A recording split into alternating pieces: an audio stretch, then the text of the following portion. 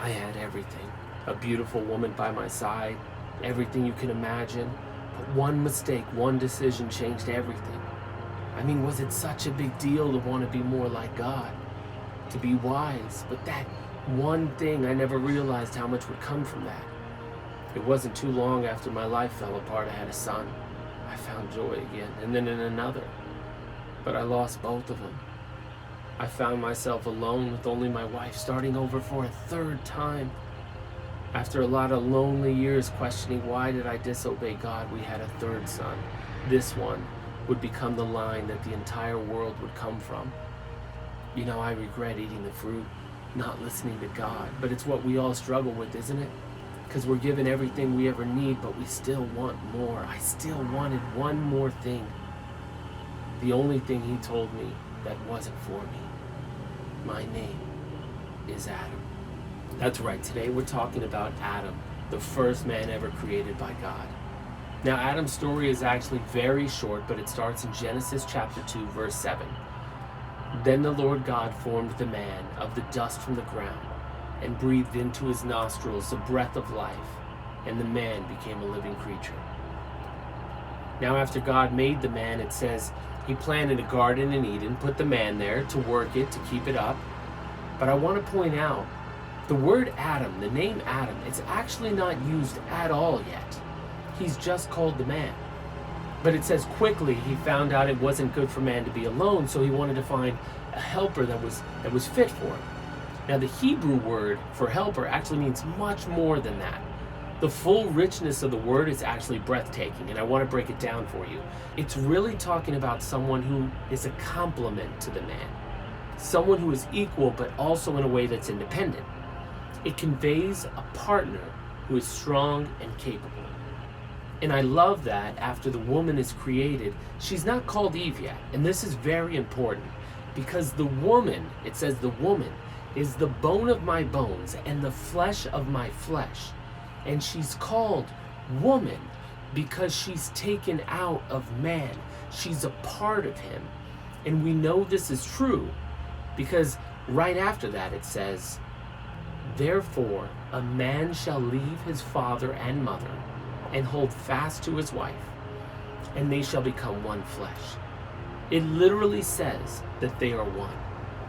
And then in chapter 3, one of the things that I feel is rarely mentioned when you hear the story of Adam and Eve is we make it seem like Satan deceived the woman. And I'm not saying there's nothing to that. I'm just saying in the text, only in Genesis, if we're only looking at Genesis and nothing else, there's nothing in there that says that. It actually says the serpent. It doesn't say the accuser as the book of Job or many other books of the Bible use when referencing what we know as Satan. It just says the serpent. It's talking about an animal. And to go even further than that, I've heard it preached a lot of times that after the serpent deceived the woman, she leaves, she goes, she finds her husband, and she gives him the fruit. But if you look at Genesis chapter 3, it literally says, she took the fruit and ate and also gave some to her husband who was with her. She didn't leave, go find him, tell him a story, convince him. He was with her at the time. It literally says she ate it, then she gave it to her husband who was with her. And I find that so intriguing that we rarely talk about the fact that Adam was there with her at the time that the serpent had her eat the fruit. After the serpent is cursed, so is the woman. And I think this is important because if you listen to the curse, there's actually some beauty from it if you look at the verbiage. I will surely multiply your pain in childbearing, and in pain you shall bring forth children. Then it says, your desires shall be contrary to your husband, but he shall rule over you. And don't you see that curse? That's after the fall. That's not how it was intended. It was not intended when God created that helper for them to be contrary to each other and for one to rule over the other. God intended a true partner, an equal. It's only after the fall that the Bible tells us this tension is ever brought up. And then we get into Adam and he says, cursed is the ground because of you. In pain you shall eat of it all the days of your life. Thorns and thistles it shall bring forth for you, and you shall eat the plants of the field. By the sweat of your face you shall eat bread, till you return to the ground, for out of it you were taken. For you are dust, and to dust you shall return. And in verse 22 it says, behold, the man has become like one of us, knowing the difference between good and evil. Now, lest he reach out his hand and also take from the tree and live forever. So the Lord God sent him out from the Garden of Eden to work the ground from which he was taken. Now in chapter 4, I want to talk about Adam's journey a little bit, because he's no longer in the garden. He has a child, Cain. Cain is his firstborn son. And then Abel. And Cain kills Abel. A lot of us know this story very well. It's the first story of murder. But then Cain is in essence banished to wander the earth. And I want you to think about this, because I don't think we do a lot of times. Think of it from the Adam perspective. He disobeyed God. He knows that. He's already punished. He's already going to now be in conflict with his wife. He's already going to be cast out from the garden. But then he's starting over. And life is hard, and he has children, and he finds joy. And then one son kills another. And then that son is banished. And he's back to being alone with his wife, starting over for a third time. Imagine how difficult that is. And I think we can take so much from this story, because it teaches us God is still with us. He's still with man. He's still with humanity. But there are consequences to our actions that can go sometimes for generations. And it's horrible. And I think in later episodes, we're going to talk about why Jesus is so crucial to that process. So Adam and Eve, they're back to starting over, having nothing. Their eldest son is banished. Their second son is dead until Seth. And they finally have another son. And then Seth has a child. Now Adam's a grandfather. And it says, at that time, people began to call upon the name of the Lord. And I think that's such a beautiful thing. But listen to this. The Bible tells us Adam didn't even have Seth until he's 130 years old. So that means we don't even know how long Adam and Eve were alone after Abel was killed and Cain was banished. But imagine that pain of knowing one horrible decision caused so much heartache. But out of that heartache came the line of Seth. The line that every single human and every great godly man would come out of. And then it says, after Seth, Adam lived another 800 years. He lived to be 930. And I want to play a little math game at the end of this saga, because I think it's so interesting.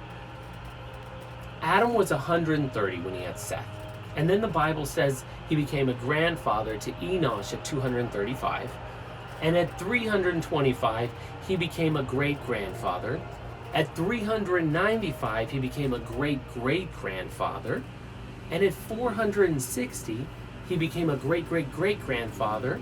And at 622, he became to Enoch. And I think this is cool because we know if you read Genesis in the Bible, Enoch walked with God.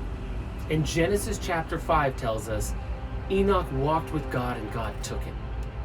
That's still in Adam's life. How cool is that? And then it says, when Adam was 687, he became the great, who knows how many generations now, to Methuselah, the oldest man living in the Bible. And the last line after Methuselah, when Moses is 874, I think at this time he's a great-grandfather to Lamech. And Lamech is the father of Noah. How amazing is that? So Adam would have lived until almost the flood.